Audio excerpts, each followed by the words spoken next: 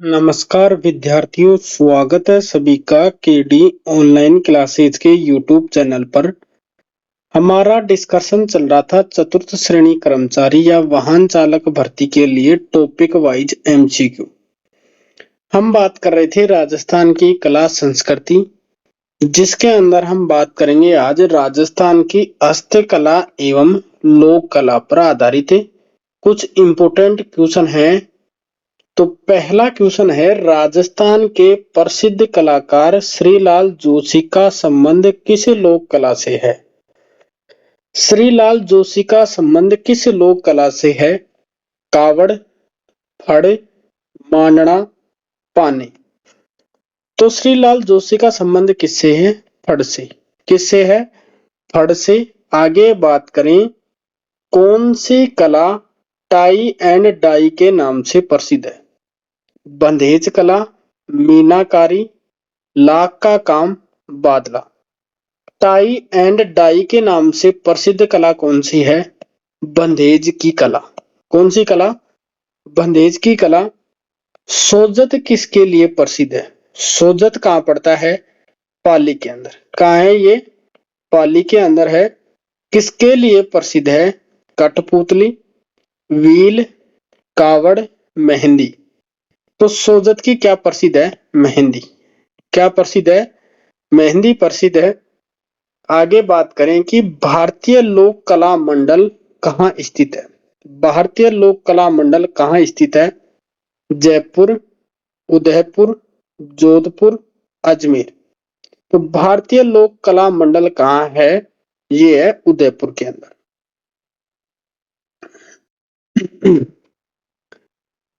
काष्ठ कला के लिए प्रसिद्ध है ब्यावर अजमेर, पिंडवाड़ा सिरोही, बस्सी चित्तौड़गढ़, कुशलगढ़ बांसवाड़ा। तो जो काष्ठ कला है उसके लिए प्रसिद्ध कौन सा स्थान है?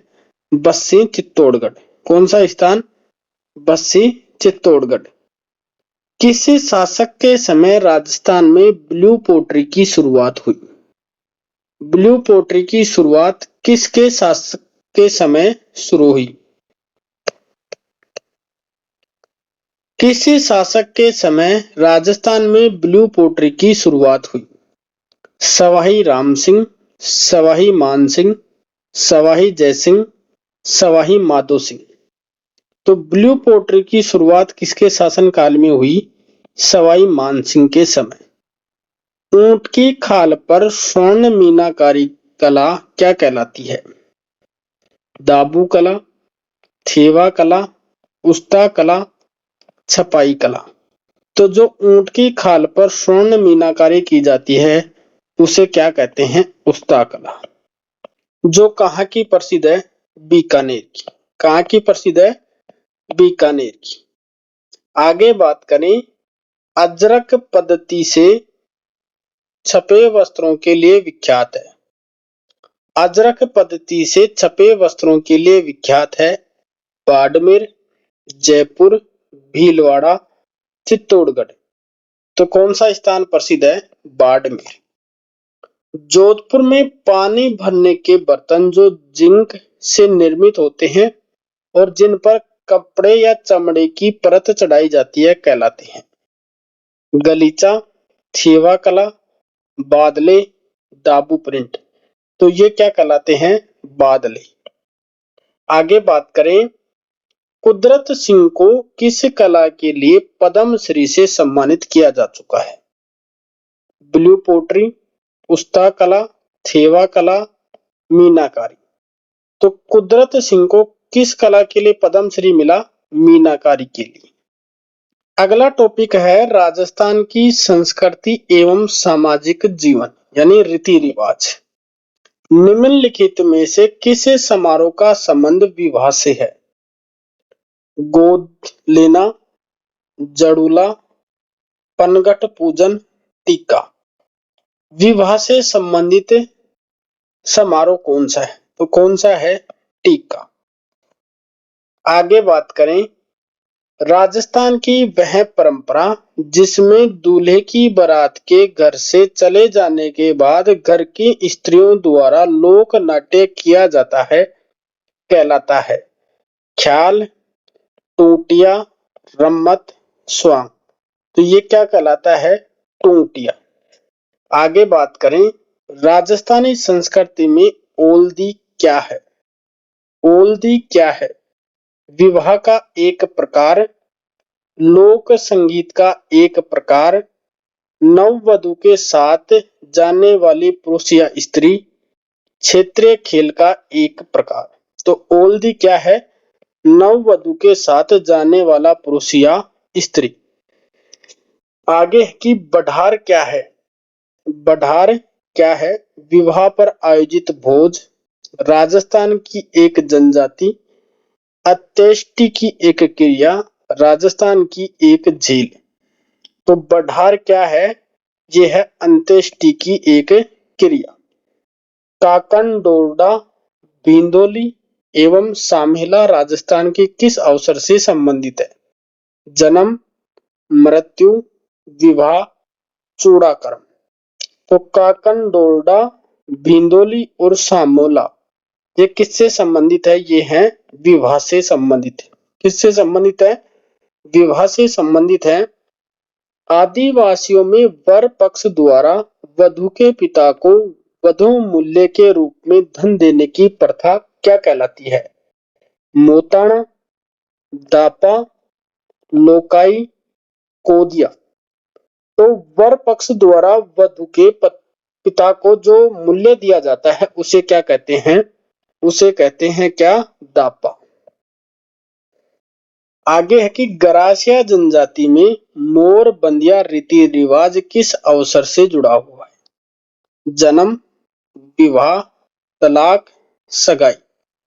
तो जो मोर बंदिया है वो किससे जुड़ा हुआ है? विवाह से। बील्हों द्वारा लड़की के विवाह के समय घर की दीवार पर बनाए जाने वाले लोक देवी के चित्र क्या कहलाते हैं? मांडना, फड़, तहनीसा, भराड़ी। तो बीलों के द्वारा लड़की के विवाह के समय जो दीवार पर जो लोक देवी देवताओं के चित्र बनाए जाते हैं वो क्या कहलाते हैं? भराड़ी। जोसर का आशय क्या है? मृत व्यक्ति का मृत्यु भोज, जीवित व्यक्ति का मृत्यु भोज, विवाह के अवसर का भोज, उपयुक्त में से कोई नहीं। तो जोसर का अर्थ क्या है? जोसर का अर्थ है कि जीवित व्यक्ति का मृत्यु भोज। निम्नलिखित में से मृत्यु से संबंधित रीति रिवाज के अंतर्गत नहीं है। बिखेर प्रथा, आधेटा, बैकुंठी, नांगल। तो जो मृत्यु से संबंधित रीति रिवाज नहीं है वो कौन सा है? नांगल। अगला बिंदु है राजस्थान की वेशभूषा एवं आभूषण। पहला क्वेश्चन दे रखा है कि राजस्थान में स्त्रियों द्वारा लहरिया किस अवसर पर पहना जाता है? कजली तीज पर, आखा तीज पर, रामनवमी पर, सावनी तीज पर। जो लहरिया है वो कब पहना जाता है? सावनी तीज पर। आगे बात करें कि विजय शाही एक प्रकार का है। विजय शाही क्या है? पगड़ी, मिट्टी का बर्तन, जूती, आभूषण। तो विजय शाही क्या थी? एक पगड़ी का प्रकार। आगे है कि निम्नलिखित में से अंगरखी का प्रकार नहीं है। अंगरखी का प्रकार नहीं है। तनसुक, गाबा, मिर्जाई, चीर पटोरी। तो अंगरखी का प्रकार नहीं है क्या? चीर पटोरी। बिहिलों बिहिल पुरुषों की तंग धोती कहलाती है। बिहिल पुरुषों की तंग धोती क्या कहलाती है? ये कहलाती है देपाड़ा। राजस्थान में आदिवासी महिलाओं में कटकी परिधान कौन पहनता है? विवाहित महिलाएं, अविवाहित महिलाएं, विधवा महिला, इनमें से कोई नहीं। तो जो कटकी परिधान है वो कौन पहनती हैं? अविवाहित महिलाएं। निम्नलिखित में से कौन सा आभूषण कान पर पहना जाता है? टीका, गेड़ी, टोंटी, रिमझोड़। तो कान पर पहना जाने वाला आभूषण कौन सा है? टोटी। चंपाकली आभूषण कहाँ पहना जाता है? हाथों में, सिर पर, पैरों में, गले में। तो चंपाकली कहाँ पहना जाता है? गले में। नागौरी नौगरी आभूषण शरीर के किस अंग में पहना जाता है? गला, नाक, हाथ, कमर। तो नौगरी आभूषण कहाँ पहना जाता है? हाथ के अंदर। दामना आभूषण स्त्रियां शरीर के किस भाग में पहनती हैं? अंगुली, नाक, कान, पैर।